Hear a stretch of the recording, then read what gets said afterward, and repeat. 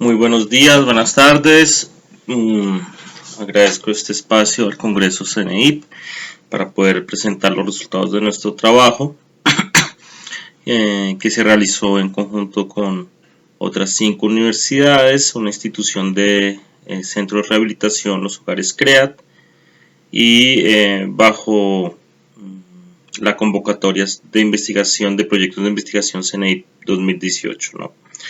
El proyecto que hablaremos el día de hoy describirá las características cognitivas, conductuales y afectivas de la abstinencia a metanfetaminas y otras drogas en pacientes consumidores en Baja California.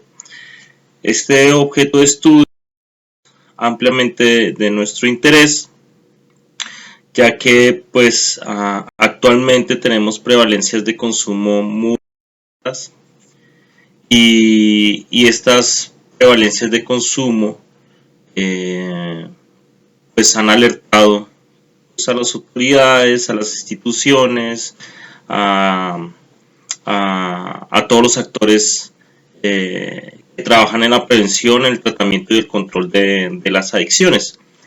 Y para hablar de la descripción muy general de lo que es la problemática de consumo, es que esta guerra contra las drogas, si la medimos en términos de la prevalencia de consumo, pues no ha sido efectiva. De acuerdo a los datos registrados en estos últimos 15 años en la Organización Mundial de la Salud, la OEA, la ONU, la Oficina contra el Consumo de Drogas y el Delito, contra las drogas y el delito, bueno, en fin, nos demuestra que las tendencias internacionales o las macro tendencias de consumo, por ejemplo, regionales en Asia, Norteamérica, Europa, pues ha ido en aumento, ¿no? Si bien estas macro tendencias son preocupantes, en comparación a los países como en Latinoamérica y Centroamérica, o en las Américas, como les mencionan, pues nuestras tendencias o nuestras prevalencias, son mucho menores a estas otras. Sin embargo, si nos comparamos con nosotros mismos, estas prevalencias han aumentado y han generado una tendencia o demuestran una tendencia en la alza del consumo considerable, y demostrando que pues el consumo que se tenía en los años en el año 2000 no es para nada similar al que se tiene actualmente en el año 2020, ¿no? Y de acuerdo a la última encuesta nacional del 2016, para Baja California, pues se encuentra dentro de los 3 estados que tienen mayor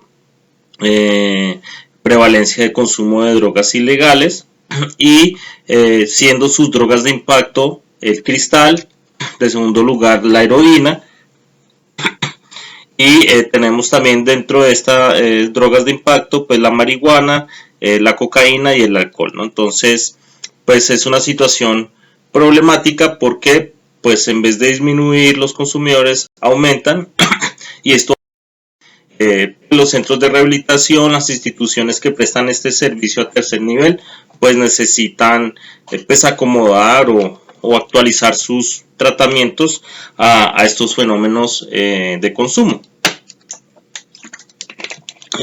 Nosotros venimos investigando desde diferentes modelos, pero particularmente una línea de estrés, dado de que pues al empezar a investigar, comenzamos a investigar con modelos tradicionales, pero luego nos dimos cuenta por algunos modelos de neuroimagen, neurobiológicos, que un factor importante a considerar es el estrés y el afecto negativo que tiene presencia durante la abstinencia.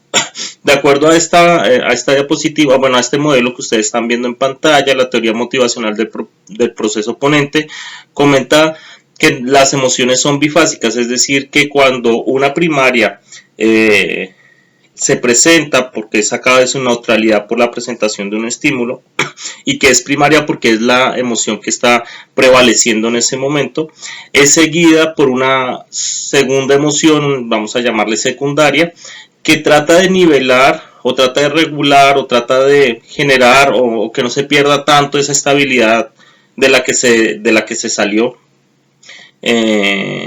esta primera emoción, ¿no? Entonces esta primera emoción rápidamente vemos aquí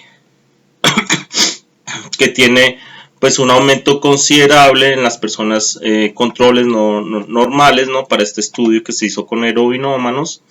Y luego la aparición, lamentablemente en esta gráfica aquí no está, la aparición de esa segunda emoción acentúa un poco este efecto, este grado de excitación, hay un grado de adaptación y finalmente un grado de estabilidad para que finalmente vuelva a un estado de neutralidad, ¿no? El estado, en este caso, el estado anímico, el aurosal, que medían, ¿no? Y normalmente pues tiene este punto de caída porque demuestra la fuerza que hace la segunda emoción para finalmente llevar esta primera a un estado de neutralidad. Entonces es un proceso, vamos a decir, normal. ¿Qué pasa en las personas adictas? Que es la segunda emoción, la emoción secundaria que se apodera de este proceso debido a todos los cambios neurobioquímicos que existen pues debido al consumo y que tenemos como resultado que la persona poco a poco va cayendo en un estado de estrés, en un estado de afecto negativo, en el que aparecen síntomas como la anedonia, la incapacidad de sentir placer, incluso la incapacidad de distinguir emociones como la lexitimia, la depresión, la ansiedad, etcétera, porque hay un desajuste bioquímico, ¿no? Ya no es capaz de producir la dopamina en las mismas cantidades que lo producía antes, no es capaz de producir la serotonina como lo hacía antes. Se pierde la capacidad de generar un estado de humor o de ánimo normal y genera pues un desbalance considerable. Entonces, al percibir ese desbalance considerable, que es un proceso de estrés agudo, pues entonces se genera internamente un proceso que se llama alostasis, que es homólogo, similar a la homeostasis, pero que es interno en el cerebro, donde surgen una serie de sustancias como la corticotropina, la dinorfina, que tienden o tienen la finalidad de reforzar conductas que saquen al individuo de ese estado de estrés, porque él por sí solo ya no lo logra hacer. Sin embargo, lo que vemos es que en la adicción se empeora la situación, ¿no? Y es como cayendo y cayendo. Entonces las personas ya consumen no por conseguir estados de placer, sino por aliviar el malestar o incluso por rendir normalmente. Que aquí vemos que pues la alostasis, por ejemplo, surge todo este proceso de hacerle frente al mismo modelo. Lo toma George Cobb, que es el presidente del Instituto Nacional de Consumo de Alcoholismo y Consumo de Alcohol, que hace todas las mediciones respecto a esta problemática y crea un modelo en el que explica cómo a través de un proceso no circular es solo para poderlo explicar, sino más bien él dice que es de espiral, cómo una persona inicia un proceso de consumo hasta que se convierte en una adicción, ¿no? Entonces, pues es evidente para todos los que pues conocemos del comportamiento que para fortalecer o iniciar un hábito existe pues un procedimiento, no un procedimiento, sino una regla que rige la adquisición de la conducta y la permanencia de la misma en ella, que es el reforzamiento positivo, ¿no? Entonces todas las conductas se inician por ahí. Entonces la conducta de alcohol, en este caso, pues inicialmente en los primeros consumos pues se obtiene placer y evidentemente se obtenía placer, pero a medida que cae en un consumo compulsivo, en un consumo con una dificultad de detener la ingesta, de detener la búsqueda, bueno, empiezan a aparecer síntomas negativos de los que mencionaba por este desajuste bioquímico que presenta en el cerebro, y como se instaura el malestar, pues entonces finalmente el cerebro genera este proceso de alostasis, empieza a reforzar conductas diferentes a las que generaron el problema, supuestamente es donde ahí pierde la partida del cerebro y termina reforzando lamentablemente, en este caso refuerza negativamente la conducta de consumo, porque esta conducta de consumo a su vez, de manera paradójica, alivia un poco los malestares, ¿no? Entonces es estos dos procesos que nosotros pues estamos evaluando, ¿no? Que es la abstinencia, ¿no? Entonces la abstinencia aguda y una abstinencia crónica en la que las funciones ejecutivas, las funciones cognitivas y conductuales se ven ampliamente alteradas por esta situación de compulsión donde tenemos un cerebro hipersensibilizado a los estímulos relacionados a las drogas, un cerebro especializado en la búsqueda y que está determinado el craving o la ansiedad por consumir por este malestar, ¿no? Entonces, pues nos interesa saber qué ocurre durante la abstinencia y básicamente evaluamos estos aspectos, ¿no? O tratamos de evaluarlos, ¿no? Casi todos, ¿no? Entonces existe una gran evidencia empírica en la que pues hay una afectación cognitiva, de estrés, de ansiedad, depresión, impulsividad durante la abstinencia a las metanfetaminas, ¿no? El objetivo pues de esta investigación fue conocer las características cognitivas, conductuales y afectivas durante la abstinencia entre usuarios de metanfetamina a través de un un estudio cuantitativo, un diseño no experimental con alcance o fines comparativos. Se utilizaron dos grupos, un grupo de 30 personas, hombres consumidores de metanfetamina en el proceso de abstinencia y un grupo para comparar 30 voluntarios no consumidores de drogas pareados por edad, sexo, nivel de estudio. Bueno, aquí encontramos el nivel de paridad. El dato importante es que los consumidores que participaron en este estudio tenían 23 días de abstinencia. Entonces evaluamos o se evaluó una abstinencia. Se aplicaron 7 pruebas neuropsicológicas que medían 3 grandes funciones: el control inhibitorio, la flexibilidad mental y la actualización, que son los procesos de memoria de trabajo, que pues a su vez pues, evalúan pues los procesos de ¿no? Se aplicaron 4 reportes: depresión, ansiedad, estrés percibido, impulsividad y un software de aplicación temporal, ¿no? Por supuesto que todos los que pues, participaron debían cumplir con los criterios del DSM-5 de acuerdo a sus historias clínicas del trastorno grave de consumo. Las personas que tendrían algún problema de alteración sensorial, algún problema de conducta, un problema psicopatológico o que el médico hubiera dicho que no podían participar, pues no participaban, o el que deseaba pues salían, ¿no? Encontramos que pues, la droga de impacto mayor es del cristal. Todos estos son policonsumidores de cristal, absolutamente todos, pero la razón por la que ingresaban el 66% era principalmente por cristal, ¿no? Otros lo hacían por cocaína, pero también consumían cristal, otros por marihuana, otros por alcohol y también cristal, ¿no? Dentro de esta población encontramos que más del 60% de la población tenía más de 2 recaídas, ¿no? Y eso es un dato importante para analizar clínicamente. ¿Y qué encontramos? Encontramos que, por ejemplo, en los procesos de memoria o en los procesos de actualización, como el PMR, fluidez verbal, hubieron diferencias significativas entre el grupo control y entre el grupo de consumidores y el sin consumo, ¿no?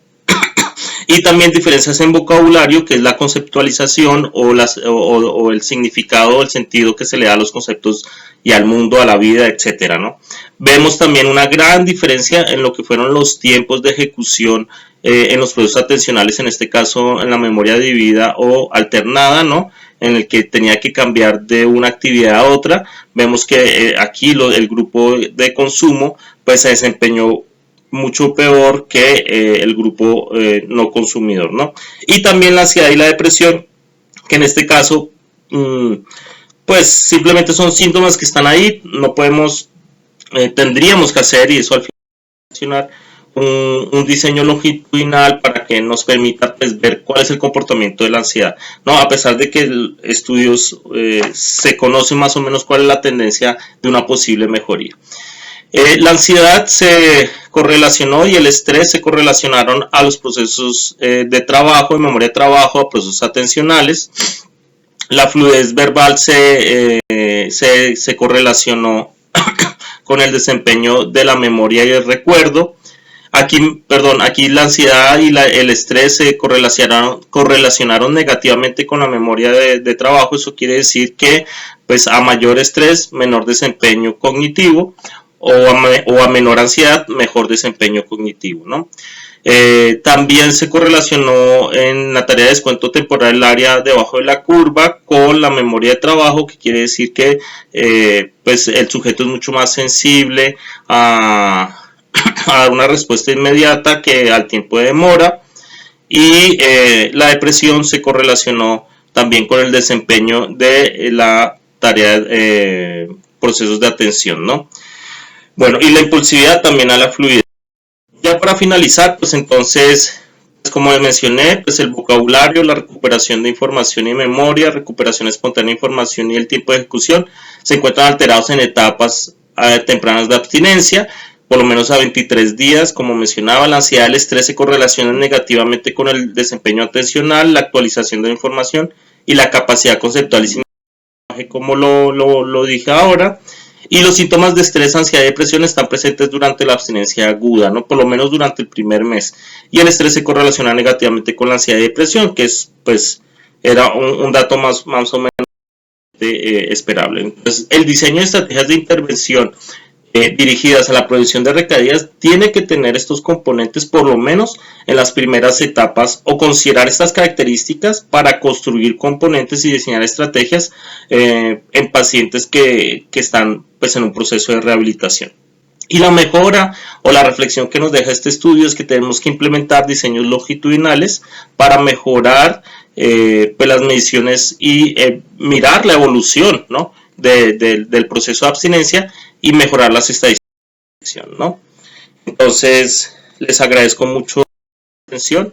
Agradezco nuevamente al CNI, a la institución CREAT y a todo el equipo del trabajo interinstitucional, tesistas, colegas, etcétera, ¿no?